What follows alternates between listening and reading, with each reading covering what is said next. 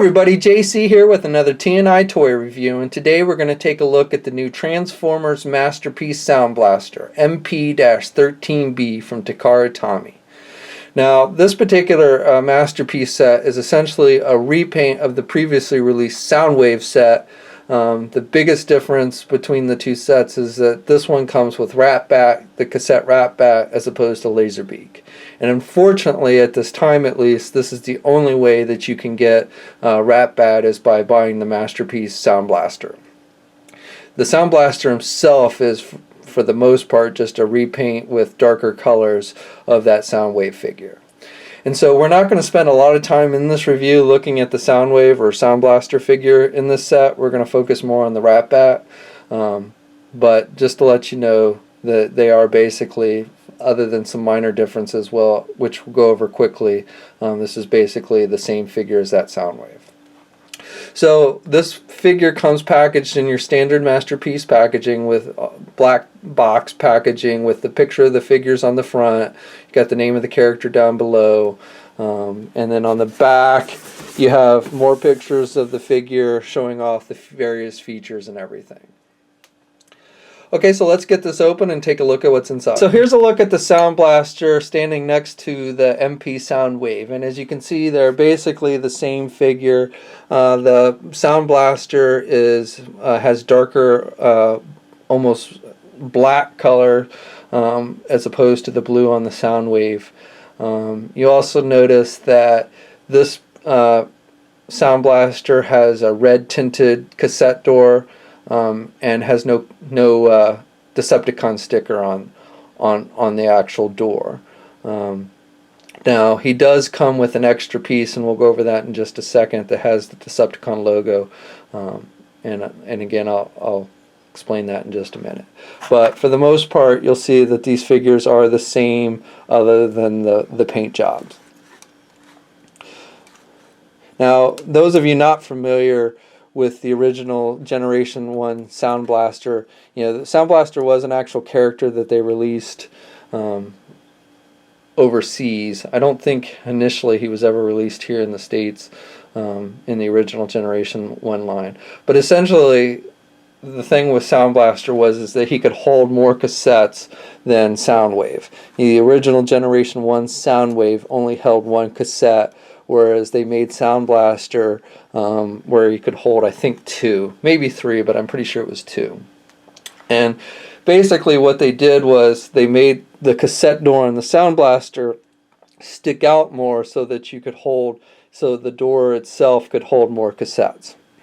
Now with this particular Masterpiece figure, they made it, even with the Soundwave, they made it so you could hold more than one cassette by pushing the inside panel in, and therefore he was able to, he's able to hold more cassettes inside of him. So they didn't need to extend the door out with this figure in order for him to hold more cassettes. And again, both Soundwave and Soundblaster with the MP hold more cassettes, so that's not really an additional feature with this particular figure. Now, one thing they did, I guess, to be in keeping with the original toy, is they provided this extra piece, and you can see here's this Decepticon logo. It's basically a cassette door with the Decepticon logo. It's a purple tint to it, bluish purple tint, and they've also added some circuitry on the door.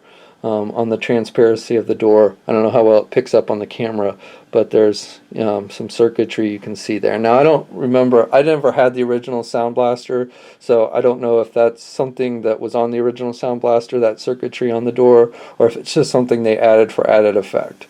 But anyway, so basically what you can do is you can snap this onto the Soundblaster figure.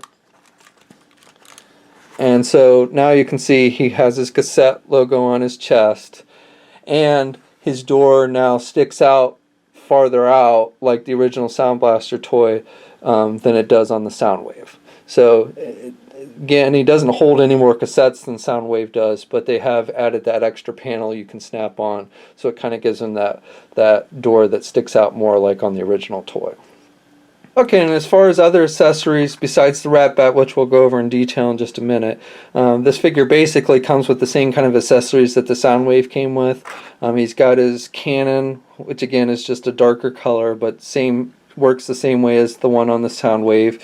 If you want to extend it out, you can basically pull it out like that, and then you can pull the handle down that's inside, and that kind of extends the little die-cast missile piece, which is not removable, but it pops out like that.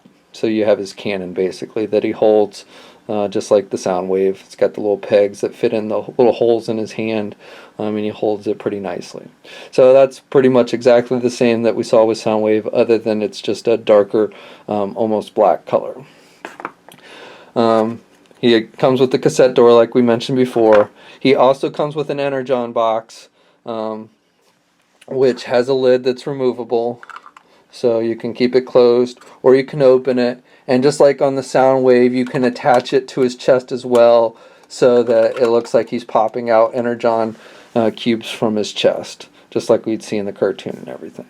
And this box is a red transparent color. He also comes with that strange little silver piece, just like Soundwave did, which is, I think, was supposed to be like a thing that he can plug into other computers and stuff. Use it more for when he's in cassette mode. And then the other accessory comes with, just like with Soundwave, is he comes with basically Megatron in gun mode that he can hold. Now this particular version of Megatron is all done in red transparent plastic, which looks pretty cool. I don't know if there's some story behind that in Transformers lore, that for some reason Megatron was red. But for whatever reason they've included a red transparent plastic Megatron. And he's got the removable silencer, scope, and stock that just slides off. So that's it, other than the Ratbat as far as accessories. Okay, so here's a look at the Ratbat figure, which is probably the main reason why most people, including myself, are buying this set, is to get a hold of Ratbat. And this Ratbat, it seems to be pretty true to that original Generation 1 counterpart. You see, he's basically, his scheme is basically a light purple. He's got some black on his chest. He's got red metallic eyes, so they stand out nicely. And then they've also done some blue lining sculpted on his ears, painted with like a dark purple, so it stands out more. It gives him some more definition on the face, which is nice. And they've done a nice job with the face sculpt on this. Definitely looks like a bat and everything. And they've painted, inside his mouth, so his fangs kind of stand out more, which again is pretty nice. And then on the back of the figure, he's got jets, so he can fly, and they're painted gold. Okay, so Ratbat, like with the other cassettes, especially like Laserbeak and Buzzsaw, has the ability to basically sit on Soundwave's shoulders or his wrists. He's got these little grooves in his feet, which basically will attach to the little pieces of plastic on Soundwave or Soundblaster, either one of them. They both have it on the wrist, so Soundwave can hold him on his arm, or Ratbat can sit on the grooves on his shoulders. And then as far as articulation goes, pretty basic articulation. Basically, he's got some articulation in the wings. You can do the wings up and down. And then he's got a hinge joint in the midsection, so you can do it up and down. So put him in kind of like various attack poses and such. He's got these little pieces on the top of his wings, which you can move around if you want. Kind of give him some added definition. And then, I don't know if it's technically made to be considered articulation, but if you wanted to, like, his jets point downwards, but you can also have him point outwards, so like he's flying. And then you could also, if you wanted to, you can turn the lower parts of the jet so that the wings stick outwards instead of back. Again, the correct way to transform him is to have the wings pointing outwards and the jets down, but you could, move them around in various poses if you want. Transformation on this guy is pretty simple, just like with the other cassettes, and probably it's the most simple of all the cassettes to transform. So we'll just go over it real quick. Best way to start out is you push these pieces at the top of his wings down so that they're basically flat against the wing. You kind of push the wings down so they're even with the head. Now the front of the body with the head and everything just kind of pulls down, and then you want to basically pull the jets up and snap it up, and then you're going to want to turn them so that the wings are facing towards the back. And then you go on and you push the head all the way around to the back of the body and snap it in place. And then you just push the wings in to form the cassette. Then you can push the jets in on the side so they're not sticking out anymore, and then you just flip the lower part of the wings back and they just click into place. And so that's it.